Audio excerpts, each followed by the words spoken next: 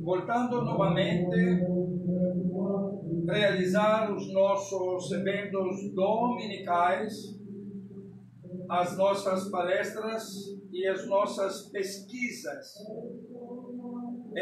sobre as profecias que mencionam a chegada do nosso Senhor Salvador, Jesus Cristo.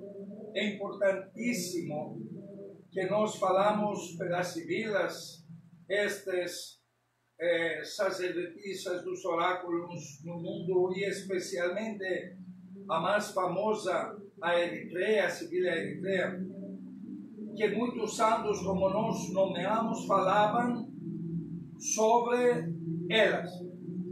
Mas nomeamos só os santos e nós não falamos os textos, o que eles falaram. Um dos mais famosos filósofos santos cristãos início do segundo século do cristianismo, que nasceu na Neápolis da Palestina por pais gregos, no ano 110 após de Cristo, é o San Justino. Esse grande filósofo e grande mártir e grande apologeta, ele nomeia que aqueles que falam em uma das apologias, primeira apologia dele, de capítulo 46, versículo 3, ele fala que aqueles que viviam seguindo a palavra de Deus são com certeza cristãos. E ele nomeia os filósofos gregos Sócrates e o Heráclitos. Ele também fala para o governador romano que está dando uma apologia, que ele viveu a maioria da vida dele na Alexandria. Ele falou que as Sibilas, a Estáspide e dos os profetas, os livros têm o mesmo valor profético. E elas falou que estão divulgando a mensagem de Deus e a chegada do Messias. São muitos santos. O San Agostino, ele que na realidade em 454 fiz a ligação dos platônicos e entrou no cristianismo, no neoplatonismo, como filosófico pensamento.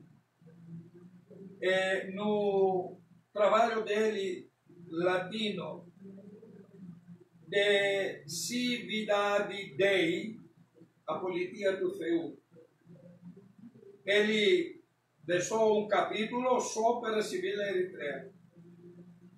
Queridos irmãos, o importante que ele menciona, o Agostino, que na poesia que ela escreveu, aos capítulos, as letras de capítulos são formado Jesus Cristo, Filho de Deus Salvador. Aqui tudo comprovado.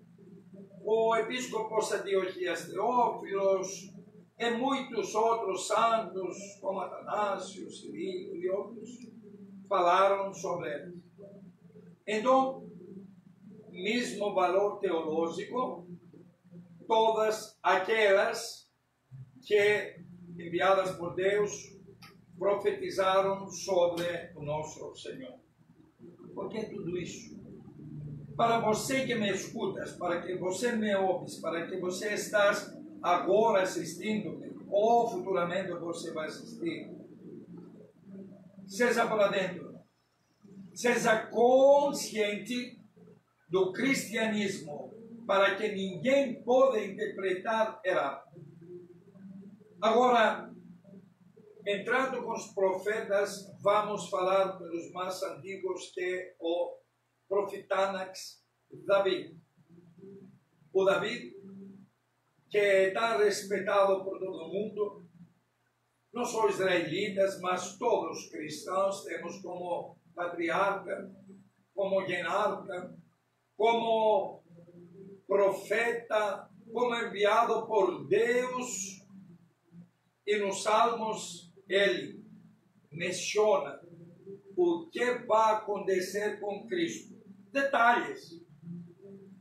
Porque nos detalhes nós vemos o Espírito de Deus informar a nós para não errarmos. Por exemplo, o Cristo tomou vinagre e bilis, que era todo misturado. Na primeira vez não tomou, na segunda e na terceira tomou. Porque no início ele não queria tomar, porque ele queria sentir a amargura do pecado, para não aliviar, porque este líquido misturado, vinagre com bilis, era um pouco calmante para contra das dores que ele se sentia pelos garfos, pelos pregos e pelo chicoteado corpo dele. E ele era o único que foi tão machucado, tão chicoteado, tão humilhado, com petadas, com coroas. Os demais que eram ladrões, além da crucificação, não conseguiram, não fizeram nada com o corpo deles.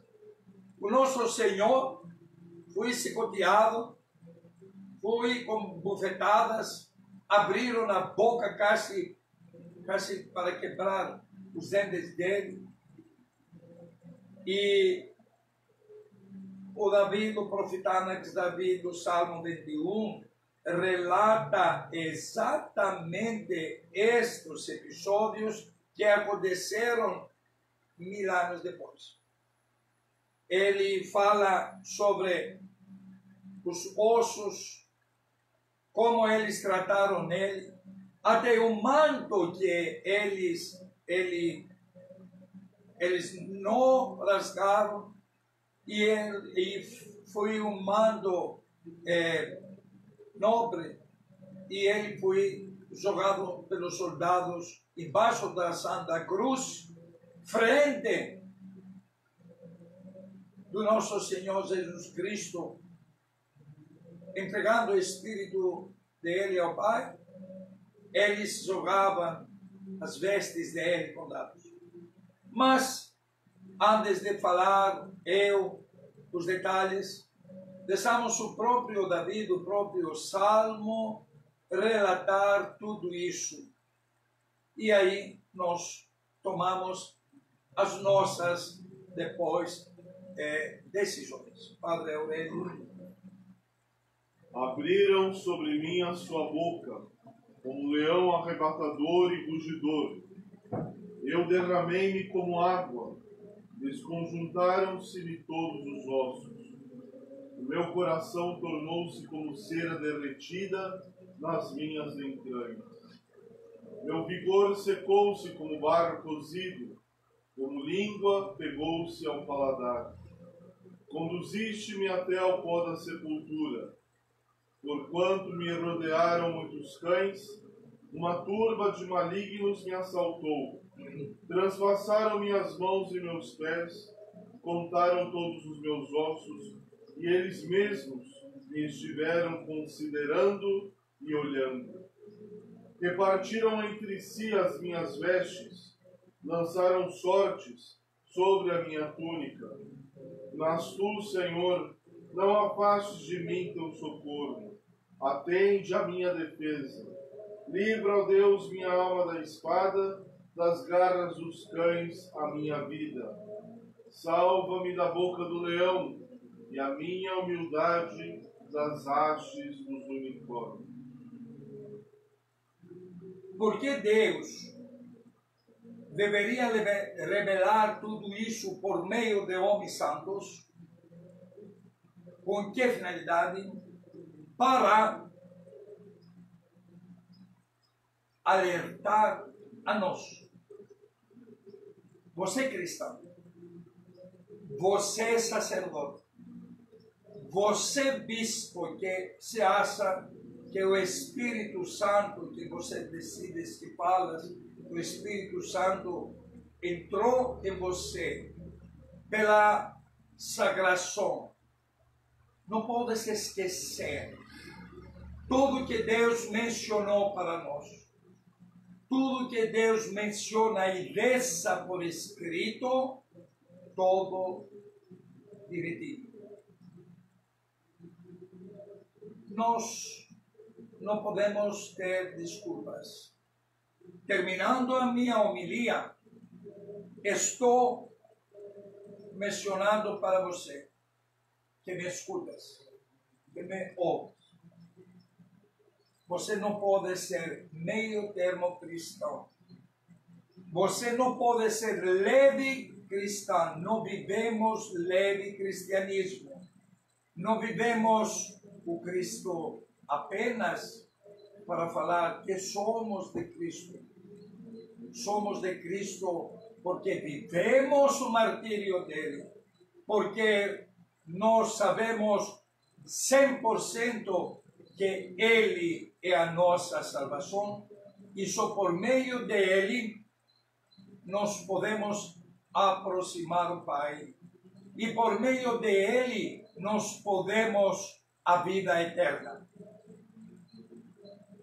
Nos próximos capítulos, nas próximas leituras, vamos analisar o cristianismo como era no princípio, a partir da ressurreição, a partir da Pentecostes, o que realizou, as cartas, o que é certo, o que é supérfluo, o que nós fazemos e que nós não deveremos fazer. Filhos, Cristo é a nossa salvação. Temos que comprovar que ele realmente é.